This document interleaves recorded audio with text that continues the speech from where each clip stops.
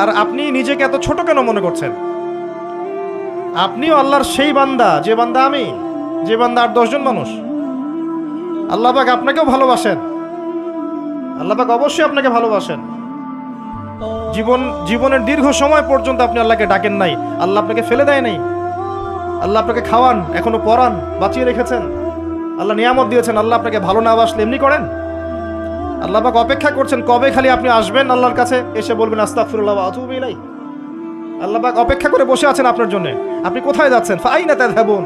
আল্লাহ পাক বলেছেন ফাআইনা তাযহাবুন, কোথায় যাচ্ছ তোমরা? কোথায় যাচ্ছেন? টাকার পিছনে, স্ত্রীর সন্তান, ভোগবিলাসের পিছনে? আল্লাহ অপেক্ষা করছেন আপনার জন্য। আসেন, সিজদা করেন, ওয়াসজুদ ওয়াকতারিব, সিজদা করেন, নিকটবর্তী হন। আল্লাহ আপনার জন্য অপেক্ষা করছেন। যাবেন না আল্লাহর কাছে? আল্লাহ পাক সবাইকে আল্লাহর কাছে ফিরে আসার তৌফিক দান করুন। এটাই হোক আমাদের কাছে আসার গল্প, এটাই হোক আমাদের কিসের গল্প? কাছে আসার গল্প। আমাদের জেনার গল্প দরকার নাই। ওদের কাছে জেনা হচ্ছে কাছে আসার গল্প, যার ব্যাপারে আল্লাহ বলেছেন লা তাকরাবু জিনা, ওর ধারের কাছেও যেও না, আর তারা ওইটাকে বলবে কাছে আসার গল্প। ওয়া ইন্না ইলাইহি রাজিউন। আল্লাহ পাক আমাদের যুবক যুবতীদেরকে হেদায়েত দান করুন, পিতা মাতাদেরকে পরিবারে অনুশাসন বজায় রাখার তৌফিক দান করুন। আমাদের এই কাজগুলোর প্রতিফল কিন্তু আমাদেরকে ভোগ করতে হবে। আমাদের মেয়েদের, আমাদের ছেলেদের, তাদেরকে আমরা কিভাবে বড় করছি এটার হিসেব কিন্তু আমাদেরকে চুকিয়ে দিতেই হবে। পিতামাতাদেরকে বলবো সচেতন হয়ে যান। আল্লাহ পাক তৌফিক এনায়েত করুন, আমিন। আর যারা ওই পথে চলে গেছেন তাদের উদ্দেশ্যে একটা কথা বলবো, সেটা হচ্ছে যে এটা একটা মোহ, একটা ভ্রম। বাস্তবতা হচ্ছে যে আপনাকে প্রতিশ্রুতি দিচ্ছে সে আপনাকে অনেক ভালোবাসে, আদতে সে আপনাকে ভালোবাসে না। আদতে সে আপনার অবস্থানকে ভালোবাসে। আপনি আজ হোক আর কাল হোক এটা বুঝতে পারবেন যে সে আপনাকে ভালোবাসে না, আপনার অবস্থানকে ভালোবাসে। আপনার অবস্থান যদি ভালো থাকে সে আপনাকে ভালোবাসবে, অবস্থান ভালো না থাকলে ভালোবাসবে না।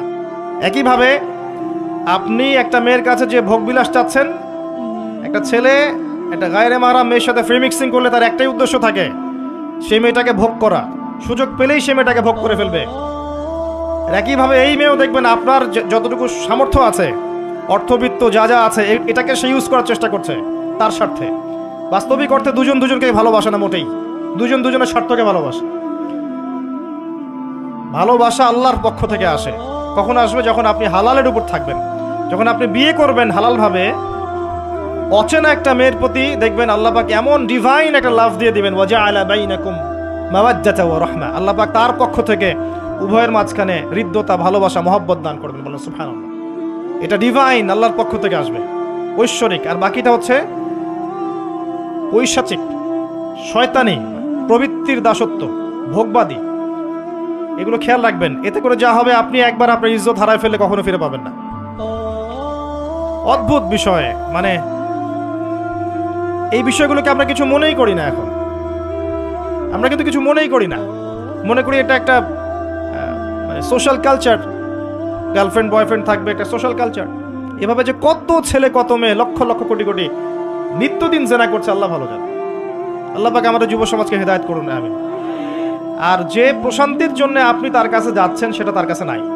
আছে কোরআনের কাছে, প্রশান্তি আছে নবীর সুন্নায়, প্রশান্তি আছে আল্লাহর জন্য সেজদায়। তার আল্লাহর জন্য আল্লাহকে স্মরণ করে আপনি কাঁদবেন, প্রশান্তি পাবেন।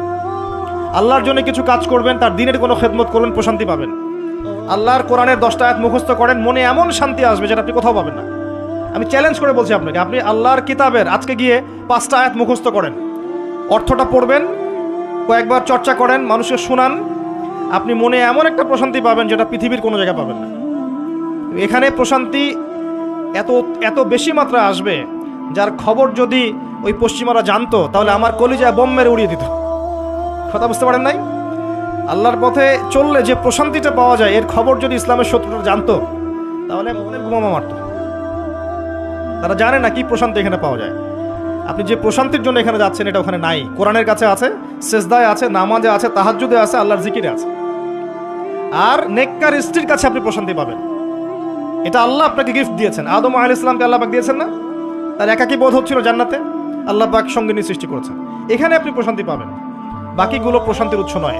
পরে দেখা যাবে ওখানে ছাকা খেয়েছে, খেয়ে তারপরে মাদক সেবন করবে, তারপরে মিউজিকের কাছে যাবে, তারপরে দেখবেন যে পতিতালয়ে যাচ্ছে, তারপরে গুন্ডামি করবে, জীবনটা উচ্ছৃঙ্খল হয়ে গেল। কেউ কেউ আত্মহত্যাও করবে, কারণ হচ্ছে ওই যে শুরুতে একটা মেয়ের সাথে প্রেম করে ছাকা খেয়েছে, ওখানে প্রশান্তি খুঁজেছে, শয়তান এদেরকে নিয়ে খেলেছে, একবারে দুজনের জীবন নষ্ট করে ফেলেছে। আদতে কি হলো, মুসলিম উম্মাহ থেকে দুইটা নক্ষত্র ঝরে গেল। হয়তো ওই যুবককে দিয়ে দিনের কোনো খেদমত হতো, এখন আর হলো না। হয়তো ওই যুবক তার যৌবনকালটা ইবাদত করে কাটাতে পারতো, আরও সে ছায়া ছায়া পেত, আর পেল না। শয়তান সাকসিড, শয়তান জিতে গেল। এ হচ্ছে বাস্তবতা। বাস্তবতা বোঝেন, আল্লাহর কাছে ফিরে আসেন, আল্লাহ আপনার অপেক্ষা করছেন। আসবেন না আল্লাহর কাছে? এটাই হোক আল্লাহর কাছে আমাদের কাছে আসার গল্প। আল্লাহ পাক আমাদেরকে তৌফিক দান করুন, আল্লাহুম্মা আমিন। নামাজটা ছাড়েন না, যত পাপ করছেন করেন, আমি বলি নামাজ ছাড়েন না। একদিন নামাজই আপনাকে পাপ থেকে বের করে আনবে ইনশাআল্লাহ। শয়তান আপনাকে হতাশ করতে চাইবে, শয়তান আপনাকে হতাশ করতে চাইবে যে তুই তো গার্লফ্রেন্ডের সাথে কথা বললি, রাতের বেলা পর্ন দেখলি, তুই তো ফ্রি মিক্সিংয়ে আছিস, তুই মাদক দ্রব্য খাচ্ছিস, তুই কাজে ফাঁকি মারিস, তুই ট্যাক্স আদায় করিস নাই, দুর্নীতি করছিস, তুই আবার নামাজ পড়বি কেন? শয়তান আপনাকে এগুলো বোঝাবে কিন্তু, যে নামাজ তো আমার শোভা পায় না, আমি তো অনেক পাপী মানুষ। এই ধোকায় পা দিবেন না। আপনি নামাজ কন্টিনিউ করতে থাকেন, ইনশাআল্লাহ আল্লাহ পাক আপনাকে পাপ থেকে বের করে আনবেন ইনশাআল্লাহ। ওই নামাজটা যদি ছেড়ে দেন, তাহলে আর কোনো হাতিয়ার বাকি থাকবে না। আর আপনি যত পাপ করেন না কেন, মায়ুস হবেন না, মন ছোট করবেন না। আপনার একটা সেজদা, যে সেজদা আপনি চোখের পানি ঢেলে দিয়েছেন আল্লাহর কাছে, যে আল্লাহ আমার ভুলগুলো তুমি মাফ করে দাও, আমার তওবা তুমি কবুল করো, ইনশাআল্লাহ দেখবেন ওই একটা সেজদা যদি কবুল হয়ে যায়, আল্লাহ পাক আপনার সব গুনাহ মাফ করে দিবেন ইনশাআল্লাহ। হতাশ হবেন না। শয়তান হতাশ করতে চাইবে মানুষকে, শয়তান মানুষকে হতাশ করতে চাইবে। এমনকি আপনার যদি পাহাড়ের ওই ঋণ শোধ করার ব্যবস্থা আল্লাহ পাক করে দিবেন ইনশাআল্লাহ তাআলা। হতাশ হবেন না, নামাজ ছাড়েন না। আর আমি একটা কথা বারবার বলেছি, আবারও বলছি, যে চলমান যে 3G 4G নামাজগুলো চলছে, এগুলো থেকে নিজেকে দূরে রাখবে। সব এখন ডিজিটাল, নামাজও ডিজিটাল। দেখা যায় যে 5 মিনিটের মধ্যে 4 রাকাত নামাজ শেষ, মাশাআল্লাহ। ইমাম সাহেব যদি 10 মিনিট পড়ায় দেয়, তাহলে তো তার চাকরি নট। বোঝেন না এত তারা, আমার সময় নাই, আমরা ব্যস্ত মানুষ, এত সময় লাগে নামাজ পড়তে? ইমাম সাহেবকে বলছে, কমিটি ইমাম সাহেবকে চার্জ করছে, অথচ ইমামের উল্টে গেছে এখন আর কি। ওইদিকে আসবো আমি। দাসী তার মনিবকে জন্ম দিবে, মানে সমাজের ন্যায় অন্যায়, ভালো মন্দ, হক বাতিলের মানদণ্ড উল্টে যাবে। দাসী কখনো মনিবকে জন্ম দেয়? মানদণ্ড উল্টে যাবে। আসেন, রিল্যাক্সে নামাজ পড়বেন ইনশাআল্লাহ। আল্লাহ পাক তৌফিক দান করুন। নামাজের মধ্যে যা পড়ছেন এটাকে বোঝার চেষ্টা করতে হবে, অর্থটা, তখন দেখবেন নামাজে মনোযোগ বাড়বে ইনশাআল্লাহ। তার আগে অজুটাকে ভালো করে করবেন, রিল্যাক্সে অজু করেন, অজুর অঙ্গগুলোকে সুন্দর করে ধোন। অজু পরিষ্কার হয় না, এই জন্য নামাজে মনোযোগ থাকে না। আর একটা বদ অভ্যাস আমারও আছে, আপনাদের সবারও আছে আমি জানি। অজুতে আমরা যে পরিমাণ পানি খরচ করি, এই পরিমাণ পানি দিয়ে নবী সাল্লাল্লাহু আলাইহি ওয়াসাল্লাম গোসল করতেন। হ্যাঁ, আর আপনার মাথায় যত চুল আছে, তার চেয়ে বেশি চুল ছিল নবী সাল্লাল্লাহু আলাইহি ওয়াসাল্লামের মাথায়। আপনার 2-3 জনের মাথায় যত চুল আছে, তার চেয়ে বেশি চুল ছিল নবী সাল্লাল্লাহু আলাইহি ওয়াসাল্লামের মাথায়। তারপরেও তিনি অল্প পানি দিয়ে গোসল করে ফেলতেন। আর আমাদের দেখবেন জারিমানের জোর যত বেশি, তার ট্যাপের স্পিড তত বেশি। জোরে ট্যাপ ছেড়ে দিয়েছে, অজু করতেছে। একজন মানুষের গোসলের পানি দিয়ে একাই অজু করে ফেলে। পানির লেয়ার দিন দিন নেমে যাবে আমাদের এই পাপের কারণে। কুল আরাআইতুম ইন আসবাহা মাউকুম গাওরা, সূরা মুলকের শেষ আয়াত পড়ে দেখেন।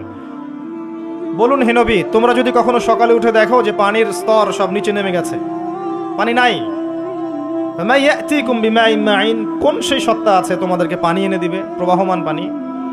দিন দিন ঢাকা শহর সহ বড় বড় যে সিটিগুলো আছে, এগুলোর পানির লেয়ার নিচে নেমে যাচ্ছে। আমাদের অপচয়ের কারণে এমন হচ্ছে। প্রচুর পানি আমরা অজুতে অপচয় করি। গোসল দেখবেন শাওয়ার নিচ্ছে, ওই যে আমাদের ডিজিটাল ইয়াজুজ আর মাজুজের বাথরুম যেগুলো আছে, পানি চোষা বাথরুম, মানে 10-20 বালতি। হ্যাঁ, আর মহিলা হলে তো কথাই নাই, আরো 10 বালতি এক্সট্রা লাগায়। তো সমস্যা, অজু ঠিক করতে হবে, তারপরে সালাতে মনোযোগ বসবে ইনশাআল্লাহ। আল্লাহ পাক আমাদেরকে সালাত বুঝে আদায় করার তৌফিক দান করুন। মনোযোগ চলে যাবে, যাওয়া আসা করবে, মনোযোগ যাওয়া আসা করবেই, কিন্তু মনোযোগ ধরে রাখার চেষ্টা করতে হবে। ইনশাআল্লাহ তাআলা আল্লাহ পাকের ইহসান দান করেন, মনোযোগ বাড়বে ইনশাআল্লাহ আযজা ওয়া জাল্লা। আরেকটা টিপস বলবো, সেটা হলো নামাজে সূরাগুলোর মধ্যে ভেরিয়েশন রাখতে হয়। যেমন প্রতিদিন যদি আপনি একই রকম সূরা পড়েন, যে আপনি প্রত্যেক ওয়াক্তেই যদি একই সূরা দিয়ে নামাজ পড়ে থাকেন, দেখবেন মনোযোগটা তুলনামূলক কম পাচ্ছেন। এক এক রাকাতে যদি আপনি ভেরিয়েশন নিয়ে আসেন, সূরার মধ্যে ভেরিয়েশন বোঝেন তো, বৈচিত্র্য নিয়ে আসেন, আপনি দেখবেন মনোযোগ বাড়বে। খেয়াল করে দেখেন। এবং তাসবিহ তাহলিল যেগুলো করছেন, এগুলোর অর্থটার দিকে যদি ফোকাস করেন, মনোযোগ কিছুটা হলেও বাড়বে। আরেকটা কাজ করলে মনোযোগ বাড়বে, প্রত্যেক সেজদায় দোয়া করতে পারলে। সেজদা করছেন, শুধু সুবহান রাব্বিয়াল আ'লা এতটুকু বলে উঠে যাবেন না, কমপক্ষে একটা দুটো দোয়া করেন, একটা দুটো দোয়া করেন সেজদায়। কারণ সেজদায় সবচেয়ে বেশি দোয়া হয়। আল্লাহ রাসূল সাল্লাল্লাহু আলাইহি ওয়াসাল্লাম বলেছেন, বান্দা সেজদায় আল্লাহর যত কাছে থাকে, অন্য কোনোভাবে বান্দা এত কাছে আসতে পারবে না। এবং এখানে তোমরা বেশি বেশি দোয়া করো। নবী সাল্লাল্লাহু আলাইহি ওয়াসাল্লাম বেশি বেশি দোয়া করতে বলেছেন। দোয়ার জন্য হুজুর ডেকে এত খাওয়ানোর দরকার নাই, নিজে দোয়া করা শেখেন, নিজে দোয়া করা শেখেন। নিজের বাবার জন্য, মায়ের জন্য, আপনার আত্মীয় স্বজনের জন্য, আপনার নিজের জন্য, আপনার স্ত্রী সন্তানের জন্য, সমাজের জন্য দোয়া করতে শেখেন। আপনার একটা প্রয়োজন, এই প্রয়োজনটাকে আমি বুঝতে পারবো, ওই আবেগটাকে আমার আসবে। আপনার যেটা প্রয়োজন, আপনার আবেগ আপনার আসবে। আপনার সন্তান অসুস্থ, আমি কি বুঝবো সেই ফিলিংসটা কেমন? আপনি বুঝবেন সেই ফিলিংসটা কেমন। অতএব নিজে আল্লাহর সাথে সম্পর্ক করেন। আর আপনি নিজেকে এত ছোট কেন মনে করছেন? আপনিও আল্লাহর সেই বান্দা, যে বান্দা আমি, যে বান্দা আর 10 জন মানুষ। আল্লাহ পাক আপনাকেও ভালোবাসেন, আল্লাহ পাক অবশ্যই আপনাকে ভালোবাসেন। জীবনের দীর্ঘ সময় পর্যন্ত আপনি আল্লাহকে ডাকেন নাই, আল্লাহ আপনাকে ফেলে দেয় নাই। আল্লাহ আপনাকে খাওয়ান, এখনো পরান, বাঁচিয়ে রেখেছেন, আল্লাহ নিয়ামত দিয়েছেন। আল্লাহ পাক অপেক্ষা করছেন কবে খালি আপনি আসবেন আল্লাহর কাছে, এসে বলবেন আস্তাগফিরুল্লাহ ওয়া আতুবু ইলাইহি। আল্লাহ পাক অপেক্ষা করে বসে আছেন আপনার জন্য।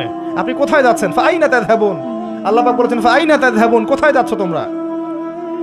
কোথায় যাচ্ছেন?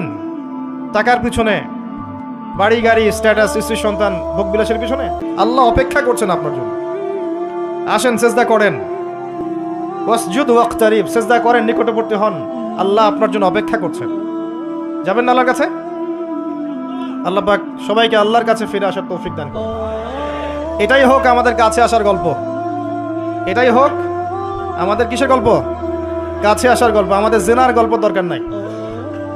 ওদের কাছে জেনা হচ্ছে কাছে আসার গল্প।